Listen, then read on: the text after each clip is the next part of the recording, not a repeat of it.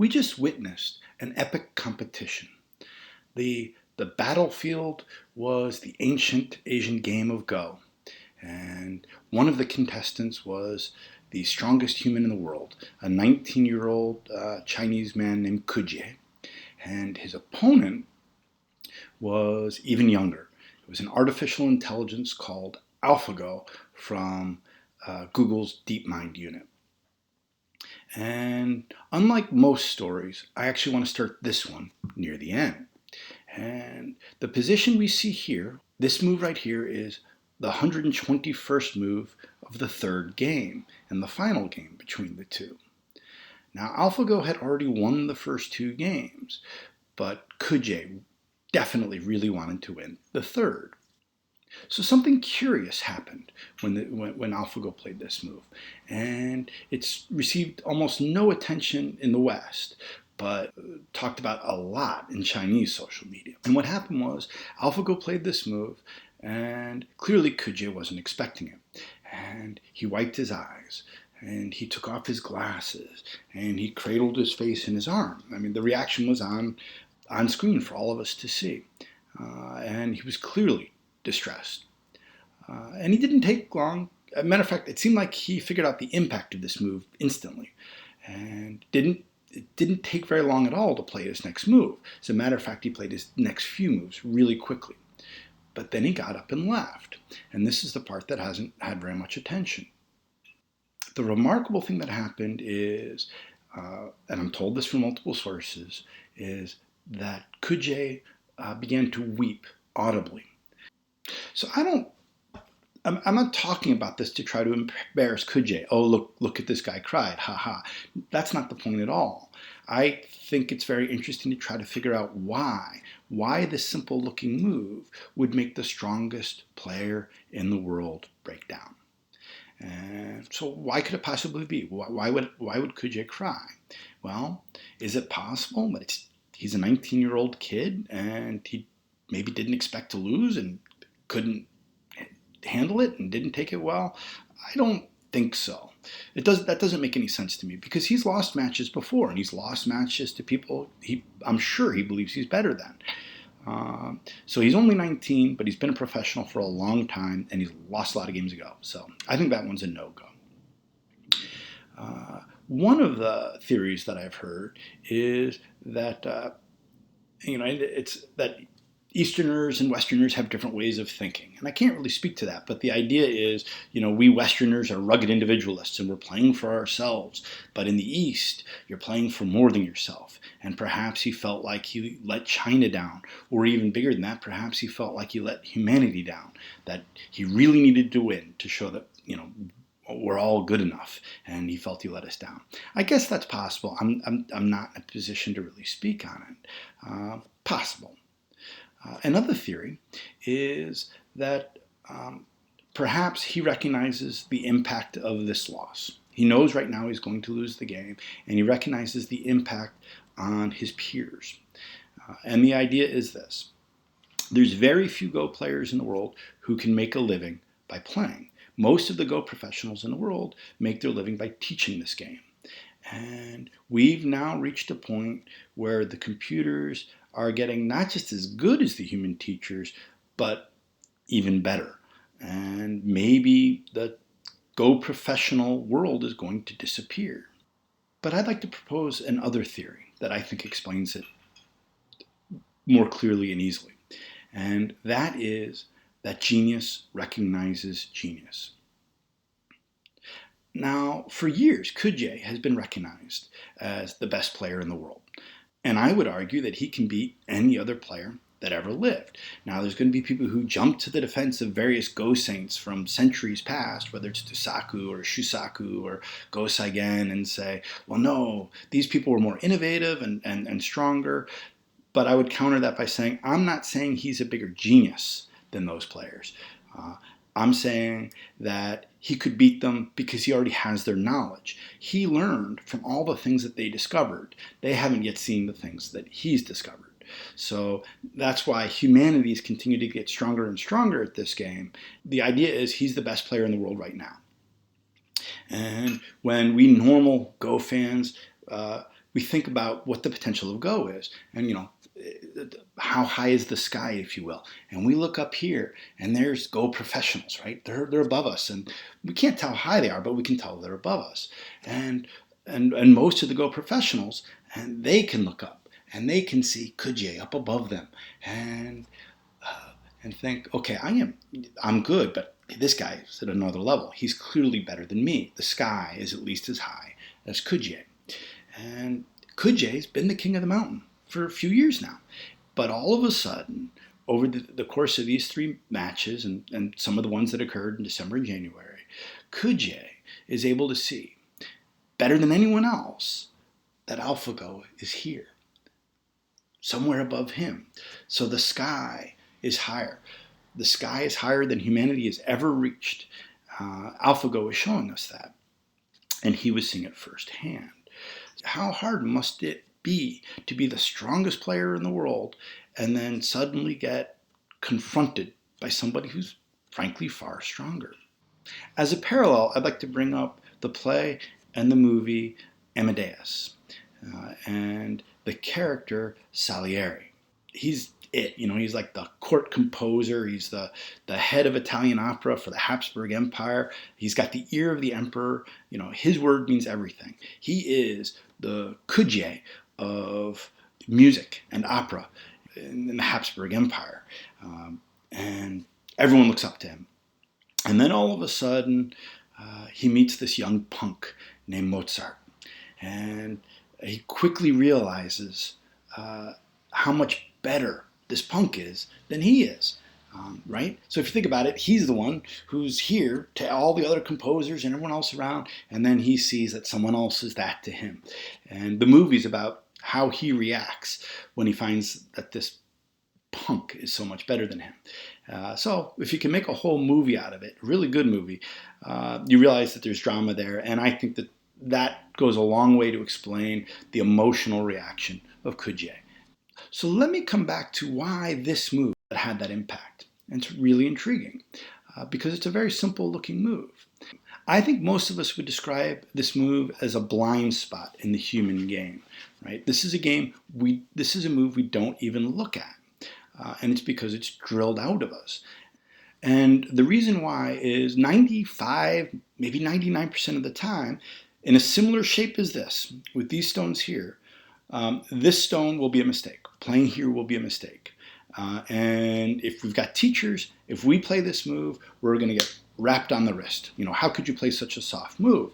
And 95% of the time, you're going to want to play a more severe move like this because it takes away the liberties of these white groups. It's more severe. And so we're all taught this as we're learning the game. But in this case, this move was correct. And it's interesting because if you watch the video when Michael Redman is reviewing this game in real time and he goes through variations, he doesn't look at this move. But then as soon as it's played, he goes, oh, this works and this is why it works. Now, I'm not going to go through the variation here, but it just plain works. And Kujie was able to recognize that as well.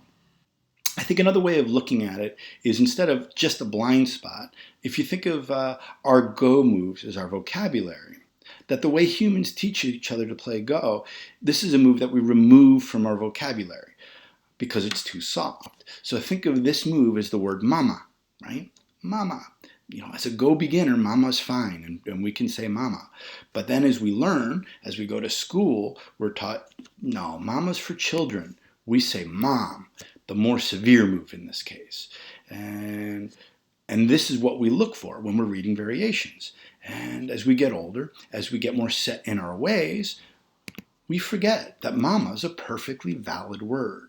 It's maybe still in our vocabulary, but we just don't think about it.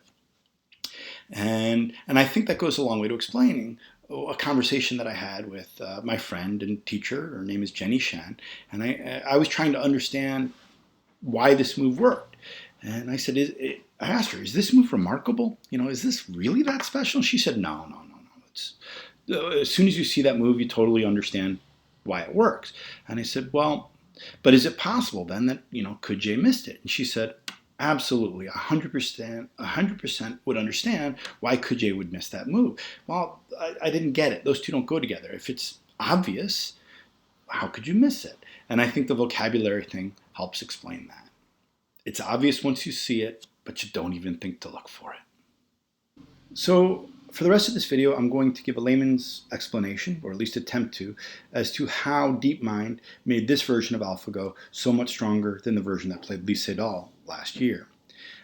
And I'm going to go through a few positions from the games that I thought were particularly interesting, but not very many, and then talk about the impact of AlphaGo on the Go world and outside the Go world as well. But first, let's get into this layman's explanation. Now, last year I made a video after the Lee Sedol series. I made a video called AlphaGo in the Hand of God, and in that one I went through in some detail as to how DeepMind built this artificial intelligence. But it fundamentally came down to three elements, one of which is called the policy network. And if you think of this as intuition, then it's a little bit easier to understand. So the goal of the policy network is to identify candidate moves for AlphaGo to play, right? In this position, this looks likely to work, or maybe this, or maybe this. And the second engine that they built is called the value network. And the purpose of that one is to say, in this position, I think black's going to win, or I think white's going to win. So in effect, it would say, okay, this position looks even, or maybe white's got a 52% chance of winning from here. And these were elements of deep learning. And by that, I mean they're not hard-coded in. These are things that AlphaGo taught itself. We just merely gave it the ability. Nowhere did a human coder go ahead and say, like if you look at this board, hey, look at this move. Never. It learned all of this on its own. Now, it combined these elements with Monte Carlo simulation.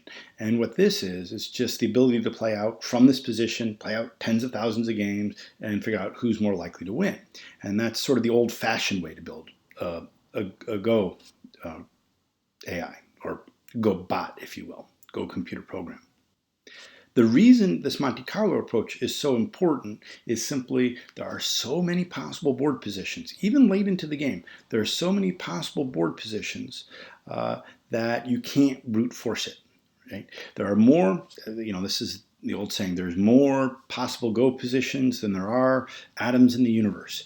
And therefore, we can't read them all. And that's why we use Monte Carlo search, just to whittle down the possibilities, if you will, and give probabilities of wins instead of absolutes. That's what makes this problem so interesting. Okay, so this approach that AlphaGo used, or that DeepMind used for AlphaGo up to the Lee Sedol match worked, and worked really well, but it wasn't perfect. Because, as we all saw, Lee Sedol managed to win one of the games. He exploited a blind spot within AlphaGo.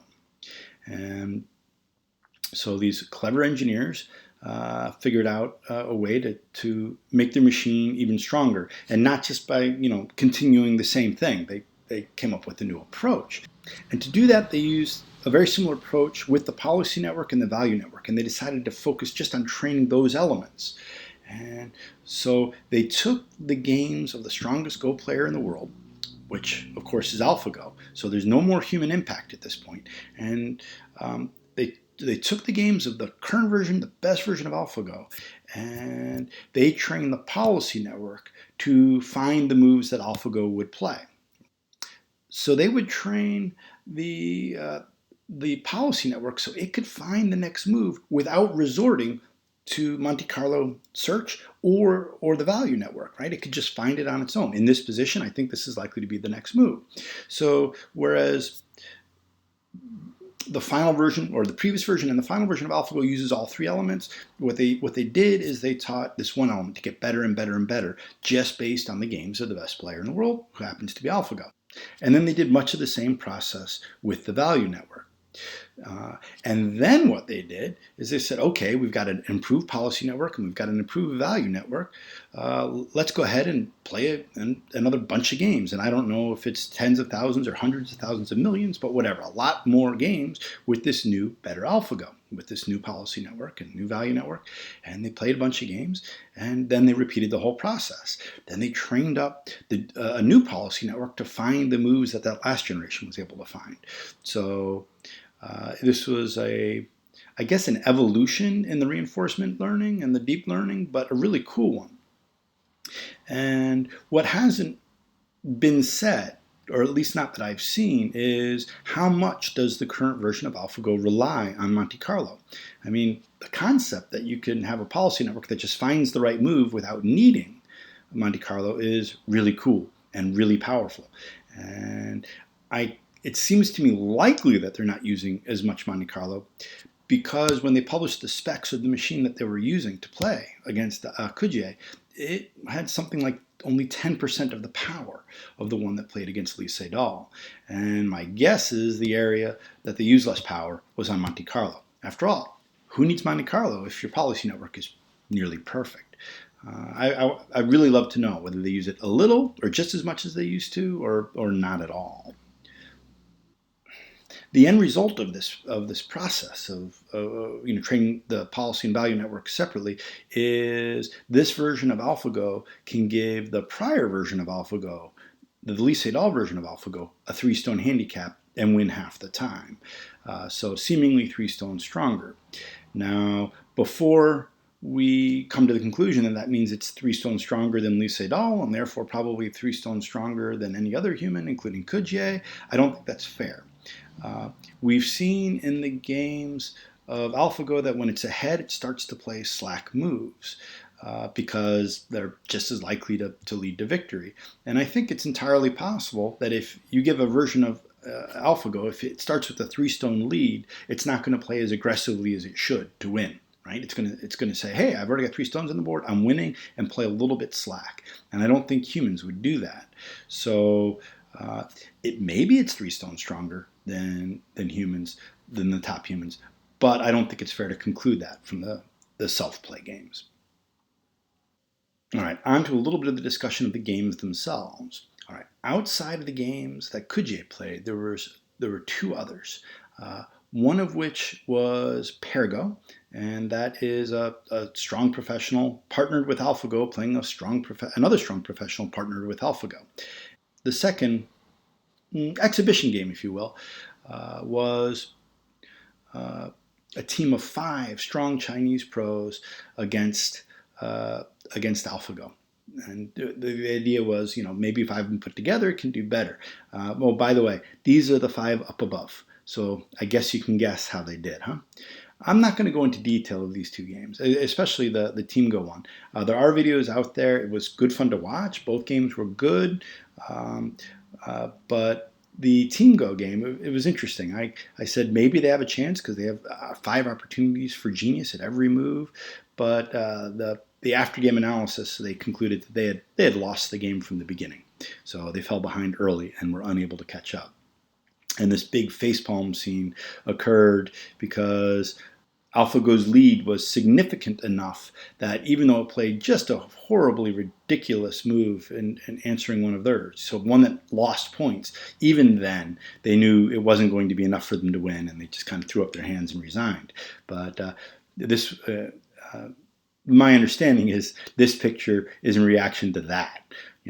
We're still losing even though he played that move. Oh God, All right. The Pergo game was interesting. What I was hoping for, or what I wanted to see, is what would happen to the version of AlphaGo that fell behind, right? And the version that was partnered with Gu Li, we're told, was winning through most of the game. And Gu Li is one of the strongest professionals there's ever been. But eventually he made a mistake. And this is the way Pergo works, that one partner can request that we resign. So his partner's response to Gu Li's bad move was, can we resign, please? And I think that's quite funny. And Gu Li said, no, I want to play on. But then, he had a good laugh about it afterwards, because then AlphaGo proceeded to play, his version of AlphaGo proceeded to play moves that he just didn't understand. And it was almost like AlphaGo was trolling him. Damn it, I said I want to resign. Why won't you resign? And in the end, he did.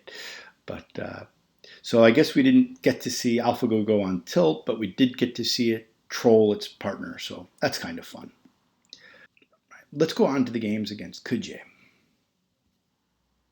This is a position from the first game. And there were a lot of interesting things that occurred in this game. a lot of new variations from both players.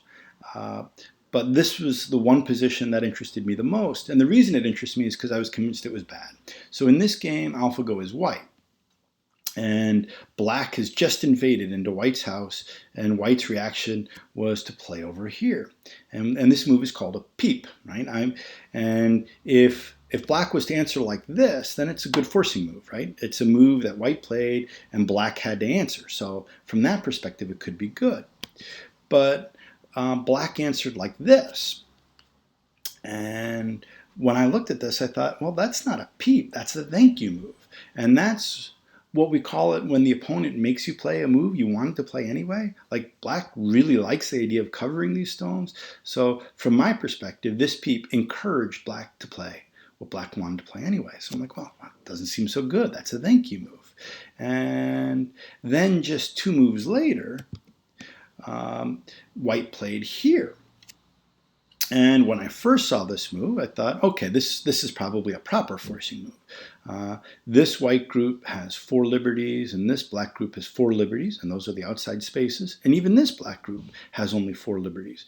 So it seemed to me the idea for white was to make black pick up those white stones. But then Ha-Jin Lee, one of the pros who was analyzing the game, actually came up with a variation that and explained why these 4 white stones can't win the fight. Even if black plays elsewhere right now, these white stones are going to be captured. So I thought, well, then this is terrible. AlphaGo's falling apart. I just don't understand. First we had this forcing move that was a thank you move, and then we had this cut, which turns out isn't even sente. And indeed, black played over here. And so for me, I just couldn't understand how this could possibly be good. And at this point, I figured Kujie was going to win. But the pros, the top pros who were watching this game had a completely different perspective.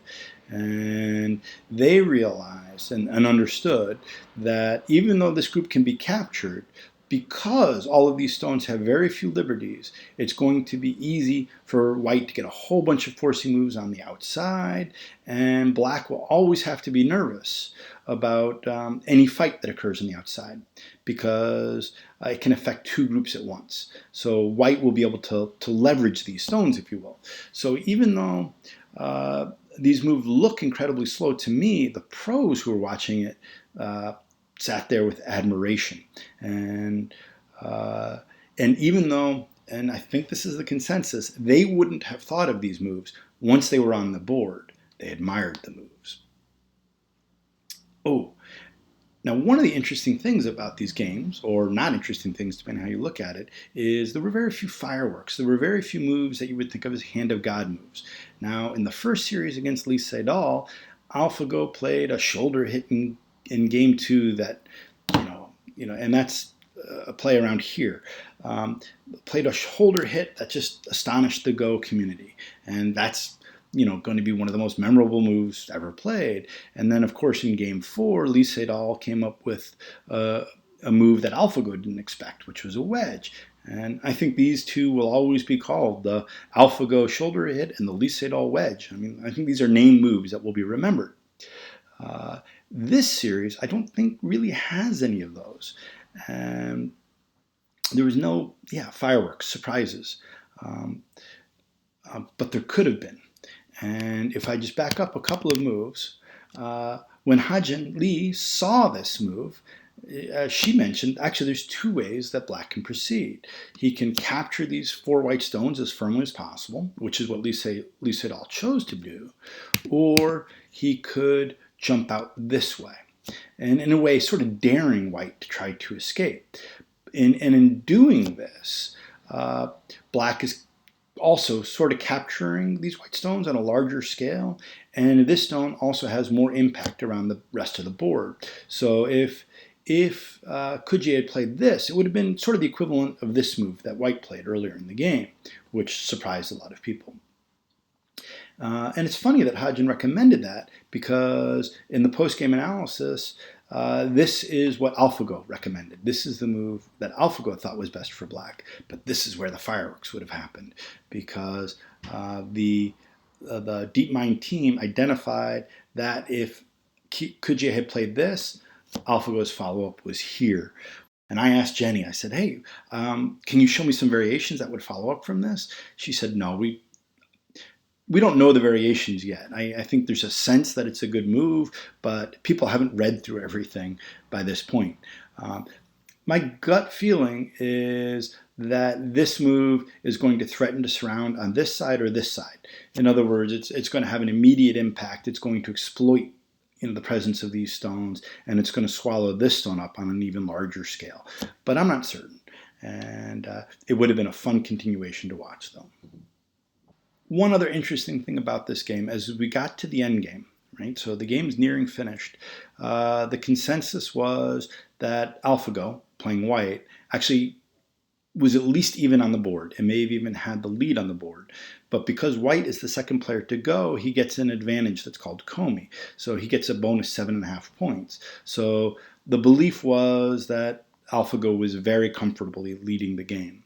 And then something curious happened, that AlphaGo was sloppy, what we would describe as sloppy in the end game, and it kept giving away points and giving away points. And in the end, it was only a half-point win. But AlphaGo doesn't care about the score, and this is what's important to remember. The thinking of it is something like this.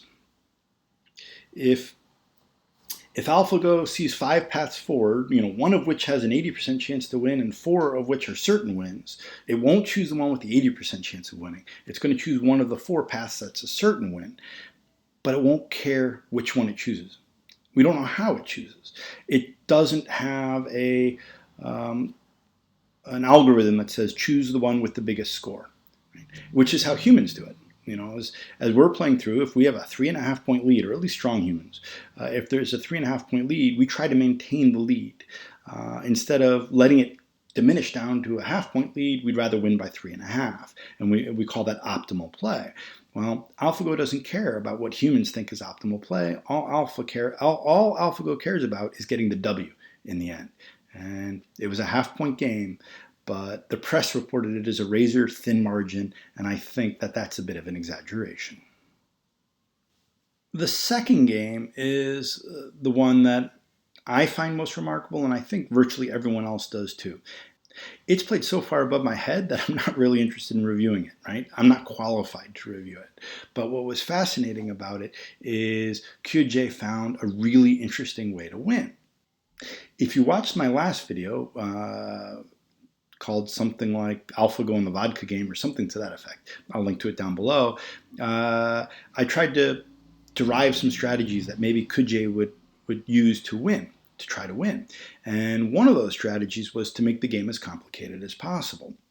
And indeed, that's what Kujie did, but he did it in a much more clever way than I imagined. Right? The approach that I recommended or thought about was, let's create a really complicated fight between 2 groups that have lots of liberties, and maybe that will be beyond the reading limit of AlphaGo. And if he can do that, then perhaps he can create a variation in which he can read out a win that AlphaGo won't be able to see. And I even said at the time, I doubt it would work, but it seems like a fun thing to try. Well, Kujie's approach was way more clever than mine. And he embraced the complexity approach, but his approach to the complexity was to never finish a position. He refused to make his groups safe or to finish chasing AlphaGo's groups. And instead he kept playing at another part of the board, and he was jumping around. And though a lot of us admired this approach from Kujie, I think his biggest fan was AlphaGo and the DeepMind team. They even tweeted after move 50 that, this game is dead even, right? Kujie is playing a perfect game to this point, which, when you think about it, when you've got coders or engineers tweeting that a Go professional is playing a perfect game, you could argue that that's what's the word I'm looking for? Disrespectful or cocky, right? He's the Go pro, they're the engineers. But it wasn't meant that way at all. Instead, it was total admiration. In the 60 games that AlphaGo played over New Year's, it basically thought it had won all those games within like 30 moves. And here it was at 50 moves, and Kujie, the position was dead even. AlphaGo felt that he had played perfectly. And even at 100 moves, AlphaGo still felt the game was close, closer than any of the other games that had been played. And I'm going to come to AlphaGo's games against itself a little bit later, but in hindsight, what this game really reminds me of is the AlphaGo versus AlphaGo games. I'll talk more about that later, but when you think about it, that's kind of a remarkable statement. All right, let me explain the complexity part really quick. And this is how Kujie was able to make the game interesting. And so you can see that this group 1, it's not only not alive yet, it's in deep danger. And this group 2, same thing. Black's group 3, same thing. It's not just unsettled, it could die. Group 4 looks like it's in deep trouble. Group 5 is surrounded, doesn't have a base yet. Group 6, fate uncertain. Group 7, uncertain. So by refusing to finish any of these positions, it makes it much more difficult to find the biggest, the best point on the board. And that was a really interesting approach for Kujie to take. You could even argue that this white group is unsettled. It is, and this group too. So maybe there's even 9 groups whose fate is uncertain. I guess I tried to highlight the ones that I thought were in danger of dying, but really almost the whole board is unfinished. I'm filled with admiration for Kujie with this creative and aggressive approach. And the game went on for quite a while. Eventually, when this white group ran out, Black was able to surround it and kill it, and then survive a fight over here, and eventually force Kujie's resignation. I'm not strong enough to describe a game as a masterpiece. I really wonder whether 10 years from now, 20 years from now, we're going to admire this game of Kujie's as a masterpiece. And it's weird to think of it, well, how could it be a masterpiece when it was only even for 50 moves and only close for 100? And I think the reason I admire the game is the spirit he showed and the willingness.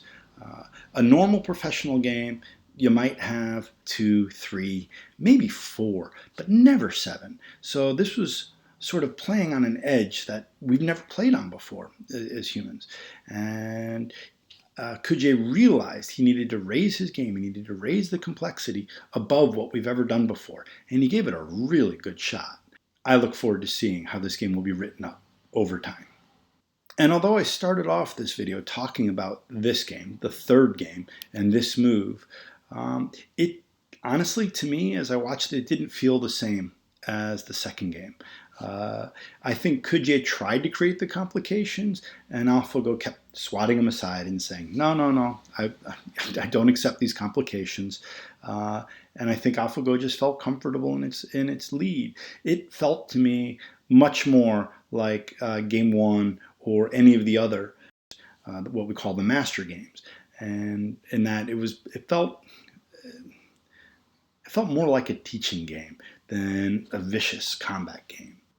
And happily, AlphaGo didn't make this one go to counting and sort of did a mercy killing and forced Kujie to resign. So the next thing I want to talk about is the AlphaGo versus AlphaGo games. And DeepMind published 50 games that AlphaGo played against itself when the series was done, which is really cool. And that said, I've been going through the games and I am struggling. And the reason is these games are fighting from beginning to end and more complicated than I can figure out on my own, which is really interesting because if you watched my video, AlphaGo, whatever you do is wrong, I said what I really enjoyed about the AlphaGo games against humans is they feel understandable. Right? You can figure out what AlphaGo is doing with its moves. And that's because AlphaGo believes relatively early in the game it's got a lead, and therefore it doesn't need to start difficult fights. But when the super genius AlphaGo is playing the other super genius AlphaGo, it never believes it's ahead by much. and it fights so hard from the very beginning, and it fights at a level that I just can't read. So I'm working through the games, but I don't know that I'm ever going to have much to say about them. So while I'm not strong enough to give up analysis of the self-play games, I'm sure before too long we'll get some professional analysis.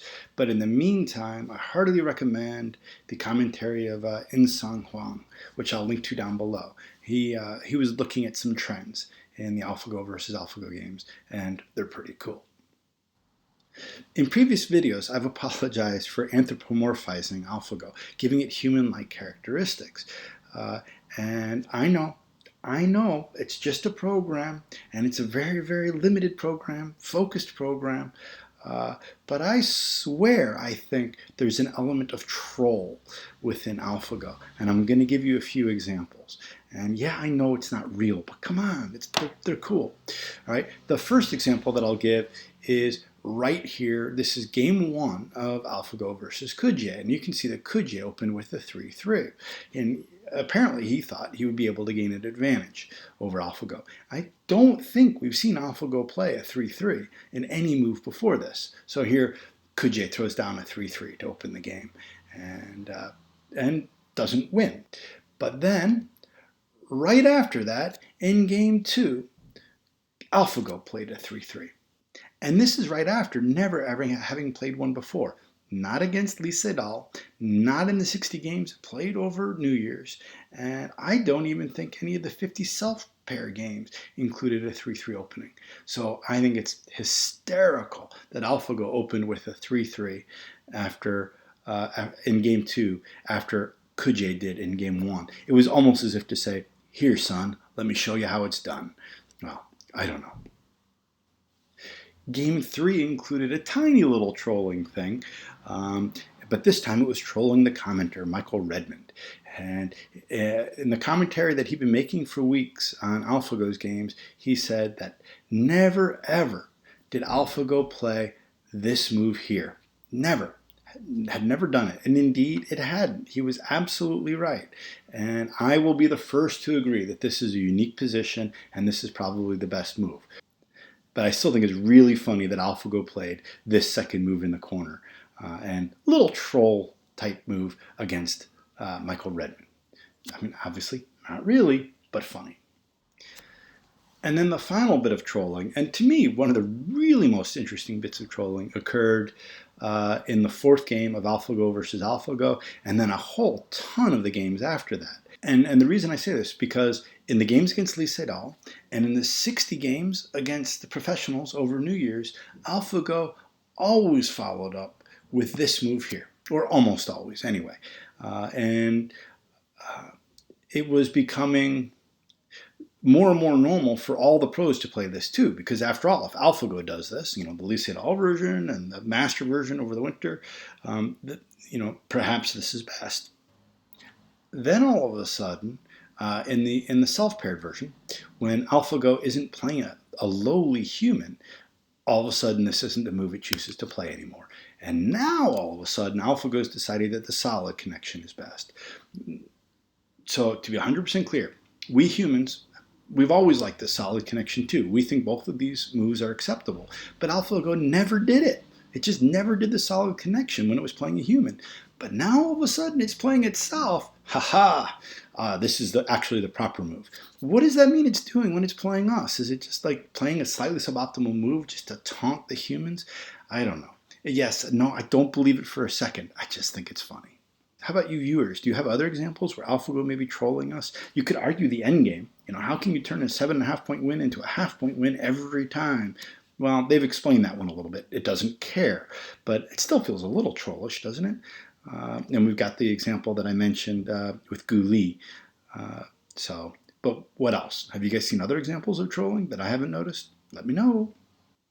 At the end of the match, AlphaGo made 3 announcements. The first of which was they would present us with 50 games where AlphaGo played AlphaGo, and I've already alluded to that. And that's I think, tremendous value to the Go community, even if the games are above my head. Uh, the second of which is they would develop some sort of tool, and Kujie would be their first partner. But it's not at all clear what they're talking about with that. Whether it's a tool that will be available to all, where we can have our games analyzed, or whether it's just something that will look at professional games and maybe even the games against AlphaGo, we just don't know. So I'm not even going to speculate on what that tool could be at this point. But the third thing and the sad thing that they announced is that this is it. AlphaGo is retired. And how do I feel about that? Well, the first thing I feel is not surprised. It's important to remember that DeepMind, Google's company, is their core mission has nothing to do with Go. Their core mission is entirely about developing deep learning and artificial intelligence. And Go was simply a way to measure their progress, to prove their capabilities. And so how do I feel?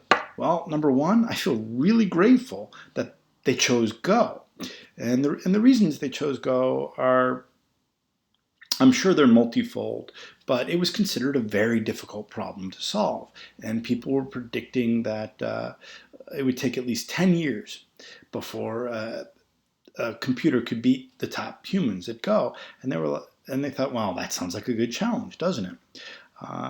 And I think that's one of the reasons they chose it. And I'll get into one of the other reasons in just a few minutes. But I'm really glad that they chose Go as their challenge, because AlphaGo has already taught us a lot about our game and is already helping humans get far better at it and helping other computer program developers adopt some of the same techniques. So that's my overall reaction, is gratitude. Thanks DeepMind, thanks Google, because your invention, AlphaGo, has helped us immensely and will continue to help us going forward, even if it's not AlphaGo itself doing the teaching. But and AlphaGo, I've called you a troll. If you're listening, please don't come after me. Another point I want to talk about is after they had a little bit of time to review the self-pair games, AlphaGo versus AlphaGo, they asked the professional Go players, how strong is AlphaGo? And it was really interesting and actually somewhat surprising to me that the strong players came back and they all agreed that AlphaGo is stronger than any human, and they could probably give Comey to any human. And what that means is, again, black gets an advantage of going first, and Comey is the compensation that white gets because black gets to go first. So black goes first, white gets 7.5 points, and that makes it a somewhat even game. And I think the pro consensus is that AlphaGo doesn't need that advantage, even if the human goes first. But then they immediately jumped, many of them, maybe even most that were interviewed, jumped to the point that they didn't think AlphaGo could give humans 2 stones. That AlphaGo couldn't give a human 2 stones on the board at the beginning of the game and win. And I just think this is the cockiness of humanity. It doesn't make any sense that people would feel this, at least to me. Now, maybe they're able to see something in AlphaGo's plays that make them feel that confident, but I don't see it in the results, and I don't see it in the play. And the first point is it's more statistical. And in old time Go, before the era of Comey, they used to adjust handicaps based on performance. And the basic idea is this, that if one player can win 2/3 of the games at a given handicap, 2/3, 3/4, something like that, then you would move up a handicap. So in this case, if AlphaGo can win 2/3 of the game with no Comey, or with Comey, then it would move. Then the game should naturally progress to no Comey, and we'll take it from there. So the claim by the professionals that that's where it would end up, it would just be no Comey Go, that would make sense if they were winning 1/3 of the games. So the master version of AlphaGo was introduced over New Year's, and since then it's played 60 games then, 1 game against a team of pros and 3 games against Kujie. So it's 64 games it's played, and it's won all of them. And so the claim that the proper handicap is no Comey would make sense if the humans had won, say, a third, or not even a third. Let's say they won 20 of the games or 15 of the games, then I think you could really make that argument. But they didn't. They won none. So for me, logically, the floor handicap is 2 stones, right? No Comey is the equivalent of 1 stone. And if humans were able to win a third of the game with, an even game, then 1 stone would be reasonable. But they didn't even come close to winning a third of the games. They won none of them. So it's very clear to me that at a minimum, humans need 2 stones. But it seems almost silly to think that that's enough. Or, okay, I'll just put it another way. That's the floor. Humans need at least 2 stones against AlphaGo. We don't know what the ceiling is. Maybe they need 3, maybe they need 4.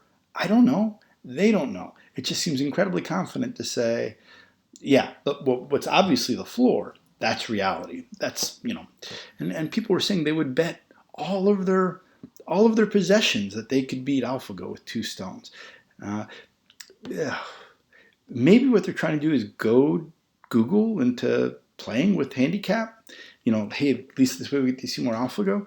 I don't know, but it seems really overconfident. Let me give you another reason I think it's overconfident, and it's the nature of the games. And when we see AlphaGo play AlphaGo, okay, I want you to think in terms of a martial arts movie. And when we see AlphaGo play AlphaGo, it's like this amazing movie with just the best action sequences and special effects you can imagine. And thrust, parry, fight, stab, boom, pa.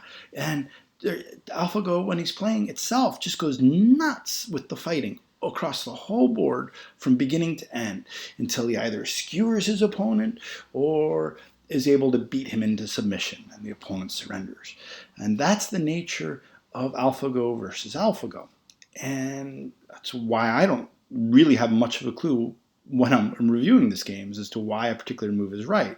And I suspect not many people do. But then when you look at the human games, and this is almost every human game, I'd even go so far as to say every game against humans but one, the feeling is completely different. In Go terms, I would say they feel like teaching games. Where AlphaGo is teaching the humans, well, that's an interesting move, but it's wrong. After all, and I did a whole video about, whatever you do is wrong. And I feel like that's one of the things that, AlphaGo kind of enjoys teaching humans. That's a good move. But if you put it in terms of the martial arts movie, it's like AlphaGo never pulled its sword out of the scabbard, right? And instead, it was able to parry all the human blows and occasionally slap the human upside the head with the side of the blade, and doing that approach was still able to win. I mean, so if you put it in terms of a martial arts movie, AlphaGo is the master, and I really understand why they took the name Master in those games over New Year's. And of course, we have the one exception, which was the game I was talking about, is Kujei's masterpiece. And I really feel like AlphaGo showed his blade in that game, but I'm not even convinced he pulled the sword all the way out of the scabbard in that one. Maybe he just pulled it out this far, and as far as he needed to defeat humanity. But again, the point is, Kujei could see the sky. Kujei could see that the sky was up here. But who knows how high the sky is? AlphaGo hasn't shown us yet. I believe that humans show a whole lot of hubris in believing and being certain that it's only 2 stones. It may take a few years for another artificial intelligence to show this hubris, but I think it's going to happen. So AlphaGo has been able to teach us a lot about Go, and I think we're going to be learning from it and its descendants for many years. And that's really cool. But what's the impact of it outside of Go? And I've been giving this a lot of thought as well. And at first I thought its impact would be tremendous and almost immediate.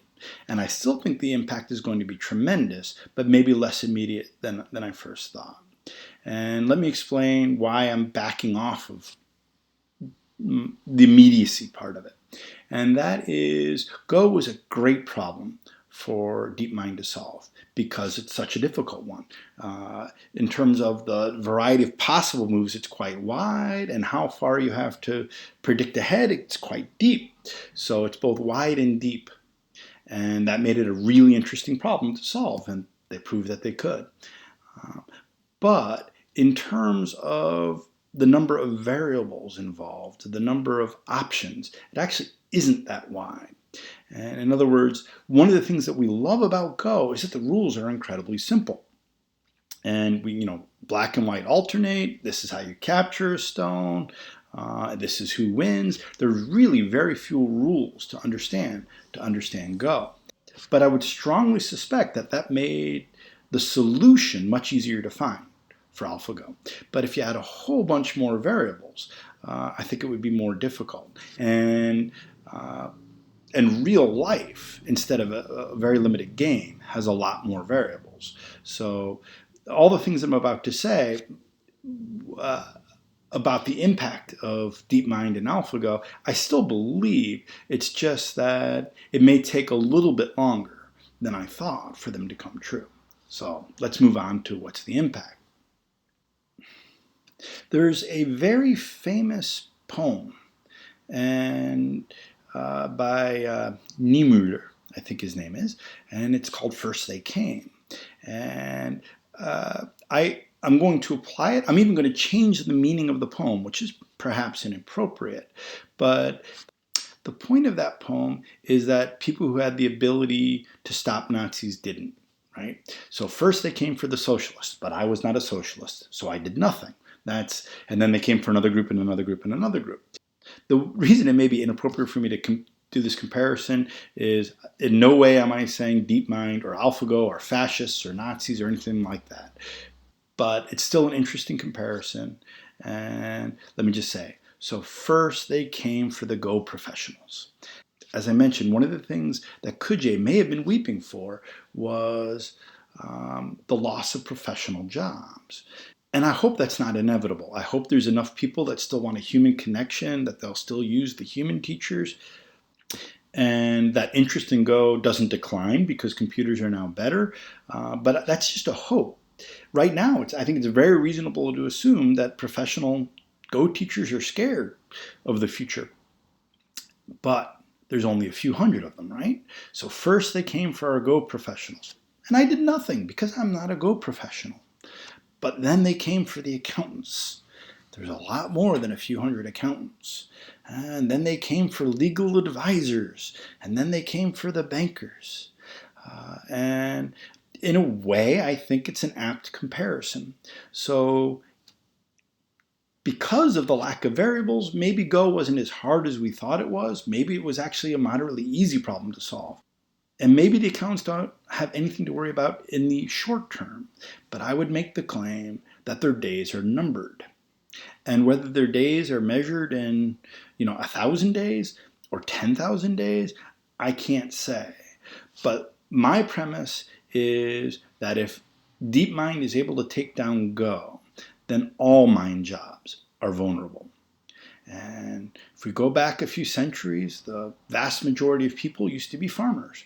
Well, now we're down to 1% farmers, but that was okay because they were able to move into cities and into industrial jobs. But then over the last 50 years, we've seen a decline in those jobs as well as we've been able to automate. But that was okay because we were able to create a whole bunch of brain jobs. And so we still have been able to keep this really curious balance of jobs available and jobs needed. And I just feel like that paradigm is changing because if you've got no farm jobs and automation is affecting physical labor big time, and now artificial intelligence starts to destroy the brain jobs, I just feel that we're going to reach a point relatively soon where jobs available is not equal to number of people who could fill the jobs. And a sample scenario would be, say we have another big recession like 2009, and there's a very clever company that does deep learning, and they go to all the Fortune 500 companies and they say, that accounting department that you have, we can replace 90% of them with this deep learning tool. And, we call it alpha accounting. I don't know. And but you can replace 90% of your accountants with this. You need to do it because you're in a recession. You need to cut costs. And any responsible CEO and CFO would say, well, if it works, then we should do it. What happens when the recession is over and it's proven successful? Are they going to give the accountants their jobs back? I really don't think so. Okay, now anyone who's listening is going, damn, this Brady, he's dystopian as hell. He's coming up with this terrible vision of the future. And yeah, I guess it sounds it, but actually that's not what I think will happen. If you live in libertarian land and this equation that I've described is true, where the number of jobs available equals 0.5 the number of people who want jobs, then I guess the solution is you let the 50% of people starve and their families starve, and you've solved the problem, right? Well, no, that would be dystopian as hell, and I think unlikely. Instead, I'd like to believe we're going to move into, well, post-work is the wrong way to think of it, but post-work being everything economy, I think is more likely. I think we're going to have economic changes, social changes, and political changes where work isn't everything. Let me explain for just a second. Right now, if you go to a party, what's the first question people ask? Right? It's, hey, what do you do? In today's society, we all work to live. And sadly, a whole lot of us live to work. That is our self-identity. I'm a insert whatever job you do here. This is me. This is who I am. And I would like to think that we could come up with an economic system, political system, and social system that change that just a little bit. So that instead of everyone's self-identity being, this is what I have to do to survive, work, this is who I am becomes, this is what I want to do. And frankly, I think that's the likely outcome. So instead of being dystopian, I actually see the future as being a bit utopian. And trust me, I've probably gone on for this for like 5 minutes now, right? I think I can go on for hours, but that's probably another YouTube channel entirely, and not about Go. So instead of Brady's blunders, that's probably Brady's bullshit. And I really doubt I could get very many subscribers to that at all. Thanks for watching. If you enjoyed the video, please like, subscribe, comment. You guys know the deal. I really appreciate your watching. Thanks.